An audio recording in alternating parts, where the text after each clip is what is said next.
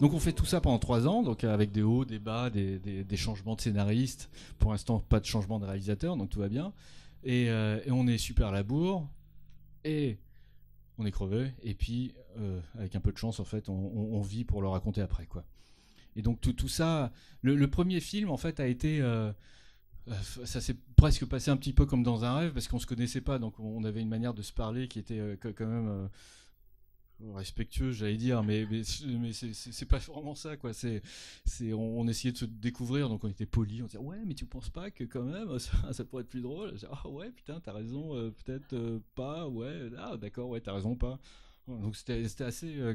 Et alors que là maintenant c'est beaucoup plus franc, quoi. Je lui dis que c'est nul, il me dit bah non, c'est bien, et puis au moins c'est clair, on sait ce qu'on doit faire, quoi. Euh, alors, la raison pour laquelle je vais vous montrer ce petit extrait là, si on a 5 minutes, c'est parce que je me suis posé plein de questions dans ma manière dans notre manière de travailler. En fait, à partir du moment où on lance, où le storyboard a été validé, euh, on se retrouve dans une situation où quand moi j'aime pas ce qui a été présenté, quand moi j'aime pas le storyboard, et que par contre le storyboard a été présenté au producteur et qu'il a été validé par le producteur, je me retrouve dans cette espèce d'espace de liberté où je me dis bon, ça se trouve je peux rattraper le coup, enfin je peux faire en sorte que ça me plaise, et je peux essayer d'éviter de me taper la honte devant les animateurs à qui je vais devoir leur demander d'animer cette chose-là. Et donc c'est là où ça devient très pénible en fait pour les gens qui travaillent avec moi, c'est qu'à partir du moment où une séquence est validée, j'ai tous les animateurs qui viennent me voir en me disant mais c'est pas possible, ça n'a pas été validé ça, et je leur dis bah non non non, on va faire autre chose. Et donc c'est tout un travail que je fais avec les animateurs pour justement enrichir tout ça, quoi. Et quand c'est pas écrit, notamment sur le film Les Mignons, ça devient horriblement pénible parce que à chaque chose pas écrite, en fait, on est obligé de se dire mais attends, mais il faut raconter quelque chose, c'est pas possible, il faut. Et donc c'est pour ça qu'au final, moi je suis pas fan du film, je l'aime bien parce que c'est parce que j'ai vécu l'enfer dessus, quoi. Mais je reconnais que c'est pas un bon film parce qu'il n'y a pas d'histoire, parce que ils ont changé de concept en cours de route. Ils se sont dit il faut que les mignons, et puis après ils se sont dit bah non, c'est pas possible, on peut pas faire 1h30 sur les mignons, donc il faut rajouter un personnage humain. Et donc on colle un personnage humain, mais ça sent le rajout. Après, on se dit, bah tiens, un personnage humain, vite, vite, il faut trouver quelqu'un de sympa pour faire la voix. Oh, bah, Sandra Bullock, allez hop. J'ai travaillé avec Sandra Bullock, mais c'était très sympa, mais c'était un peu l'enfer, quoi, parce qu'elle pensait que j'étais responsable pour tous les changements de script. Alors que alors ça donnait lieu en fait à une espèce de discussion à un moment donné où c'était surréaliste parce qu'elle avait tout enregistré déjà, on enregistre une dizaine de fois pendant le cours des 3 ans de production. Et, euh, et J'imagine le salaire de Sandra. oui, alors ça va, je crois là. Je crois qu'elle en vit encore dessus là. Et, euh, et, et à un moment donné, elle vient me voir, elle me dit mais c'est pas possible, là, pourquoi ça change là, c'était bien avant. Et là j'étais à me dire, je dis quoi, il y avait le producteur en train de textoter derrière au fond, et je dis bah il y avait le scénariste à côté de moi, je dis bah ouais, ça explique. Et donc lui, il commence à se lancer dans des excuses, tout ça pour éviter de citer le producteur qui était derrière et puis qui évitait de rentrer chez nous. Et puis il a commencé à balbutier. Moi, j'ai commencé à vouloir l'aider, mais j'ai commencé à balbutier aussi. Et là, il y a le producteur qui est rentré comme une fleur en disant qu'est-ce qui se passe?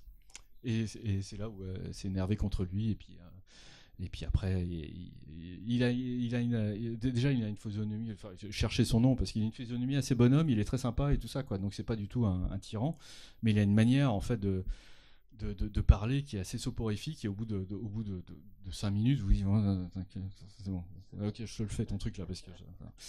Et donc la raison pour laquelle je voulais vous montrer Chaplin, c'est que je suis tombé sur ce documentaire en fait c'était une nuit, je sais pas, je regardais Arte et puis enfin je regardais Arte, qu'est-ce que je raconte, n'importe quoi. Enfin, je suis tombé sur Arte et je suis tombé sur un documentaire en fait sur Chaplin. Dans les années 80, ils ont retrouvé des vieux rushs de films de Chaplin et qui montraient sa méthode de travail. Et quand j'ai vu ça, je peux dire je fais pareil, hein. J'ai réalisé qu'en fait ils avaient une manière de bosser qui était un peu comme la nôtre, sauf que lui était maître d'œuvre de tout.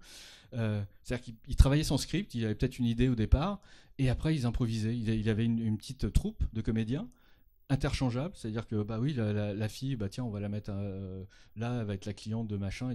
Et dans sa manière de travailler, je me suis dit mais tiens, Ça se trouve, c'est ça la manière américaine de travailler. C'est-à-dire, vous avez un script qui vous sert de base, et après, en fait, c'est sur le tournage, où nous, pendant nos 3 ans de prod, en fait, qu'on essaye des trucs, simplement pour faire en sorte que l'histoire soit mieux.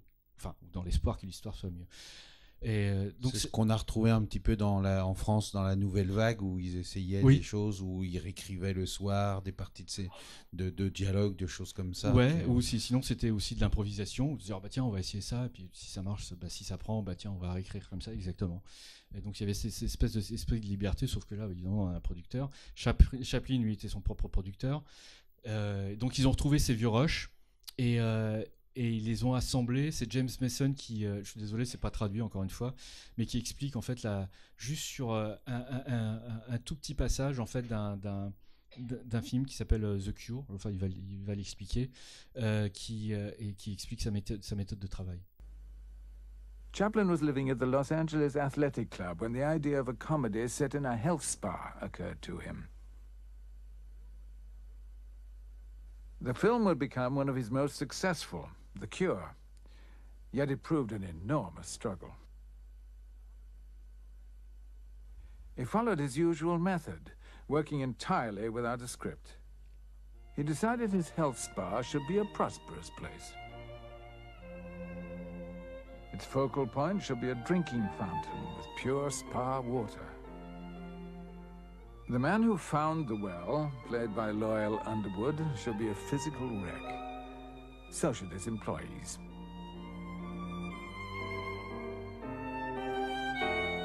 Amidst all this tranquil suffering, what could Charlie do? His first appearance with Eric Campbell gives him plenty of scope for slapstick.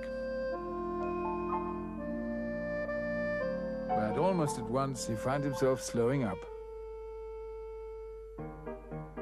He next aims directly for the first joke.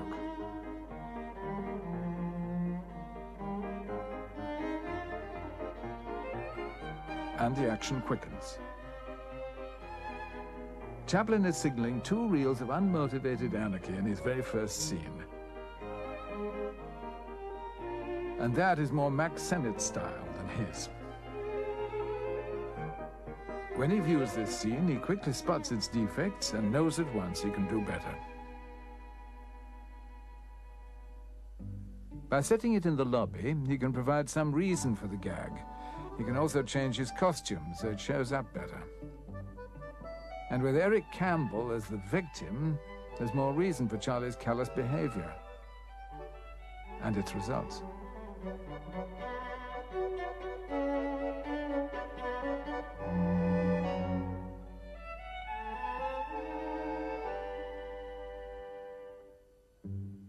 Now Chaplin changes the man in the wheelchair to Albert Austin. The raised skirt is more diverting on the stairs. Otherwise, it's exactly the same. Chaplin is suffering from a creative block. He repeats the scene a dozen times without being able to improve it. But all the work with the wheelchair gives him a brainwave.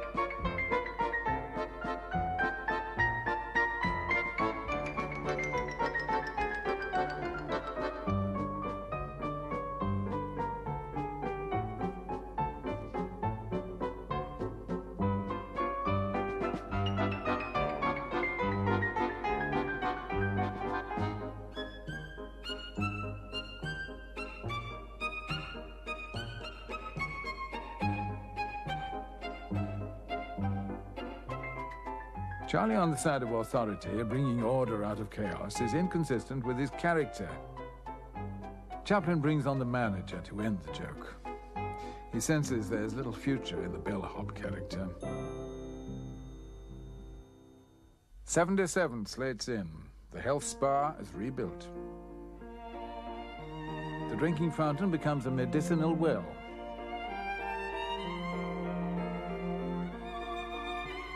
And now there is a resident drunk. When Chaplin showed John Rand how to play the part, he must have recalled his own music hall career when he specialized in drugs. And he makes a dramatic decision to scrap everything and start again by simply reversing the roles. He has found the character and the costume. The only reminder of all he has discarded is the wheelchair. It is replaced by another mobile prop, the revolving door.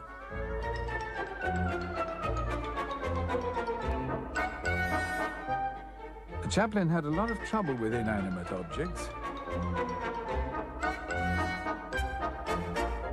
After a dozen takes, his cane accidentally jams in the door.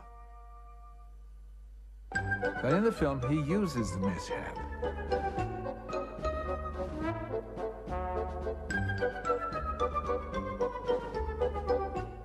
And the revolving door sparks off one of the most hilarious moments in the picture.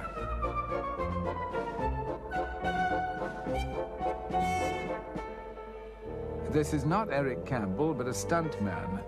Chaplin has told him to stay underwater for as long as he can, waving his legs.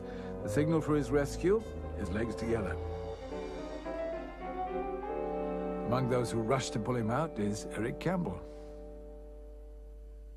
Ouais, je trouve ça génial, là, en plus d'avoir une voix aussi agréable que celle de James Mason, et expliquer en fait tout le processus en fait pour trouver déjà les circonstances, les conflits qui peuvent exister, d'interchanger les personnages, de faire en sorte que ce soit à l'intérieur, à l'extérieur. C'est génial ce documentaire. Mais en fait, ce qu'il faut voir aussi, c'est qu'à cette époque-là, Chaplin, il était immensément riche. Il était donc producteur, c'est lui qui produisait ses films, etc. Donc,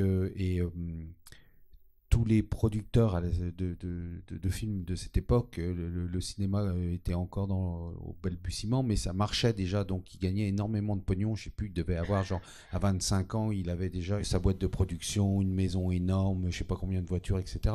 Donc je pense qu'il pouvait, c'est toujours le même principe, je pense, de l'économie, c'est-à-dire que quand tu as du pognon pour recommencer plusieurs fois tes séquences pour chercher, etc., ben, tu le fais. Et en France, comme tu n'as pas de pognon, ben, tu fais avec les moyens du bord et tu recommences jamais. C'est vrai, c'est vrai. Pardon, c'est vrai. C'est un peu, je pense qu'il y a vraiment ce truc-là, parce que pour en avoir beaucoup discuté avec d'autres personnes aussi, qui travaillent sur des productions américaines, etc. Et c'est vrai qu'il y a souvent ce truc qui revient, ce leitmotiv presque qui revient tout le temps, c'est-à-dire que on est toujours obligé de recommencer. Enfin, c'est presque quelque chose de normal chez eux de recommencer. Mais on voit très bien que les échelles de budget sont complètement différentes et ils peuvent se permettre de recommencer plusieurs fois, vu que le film va rapporter des milliards de dollars à l'arrivée, alors qu'en France, on n'a pas du tout les mêmes budgets et on n'a pas du tout la même rapport, je dirais, une fois que le film est terminé. Ça, je crois que c'est vraiment la grosse différence. Nous, on essaye de tout le temps préparer énormément à l'avance, d'anticiper énormément. Et c'est vrai que